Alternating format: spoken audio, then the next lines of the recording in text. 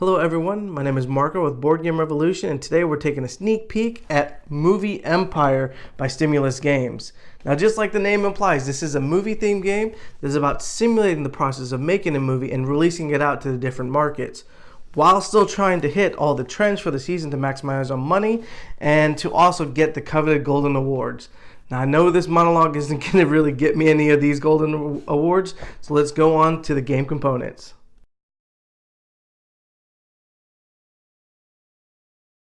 Movie Empire is a worker placement set collection game that is played over the course of 10 rounds.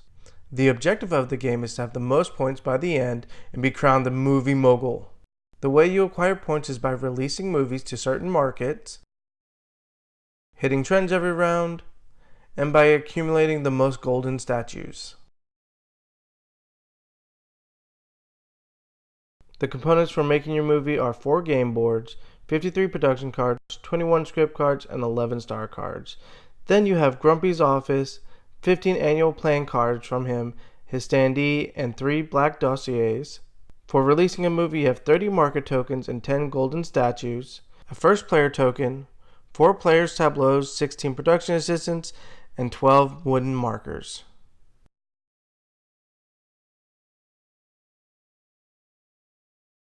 Each round begins with Grumpy's phase. This is where you reveal the annual plan as well as collect your budget. Next, you have the working phase. Here, players will take turns placing workers and paying any associated cost that comes with that action. You have up to 4 workers you can place and 4 different boards you can place them on. When all players pass, you will move on to the premiere phase. Anytime during the working phase, you can take a card from your hand and place it into your script. There is no limit. In the premiere phase, players will move their tokens from the production line over to the market. Then check your script to see if you've hit the trend for the current round.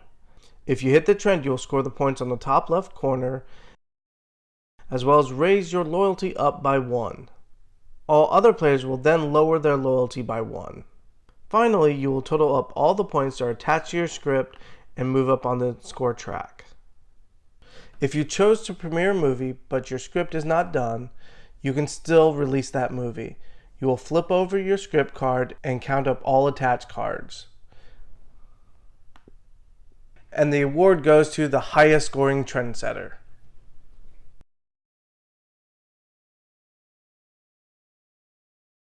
There are a few highlights I want to point out about this game that make it unique. First is how the mechanic supplements the theme. In most movie-themed games, you're actually going to have an auction system in it, such as in Dreamland, Networks, and Primetime. In this, it's straight worker placement, so you never have the blind bids or the bid system that's supplemented with worker placement.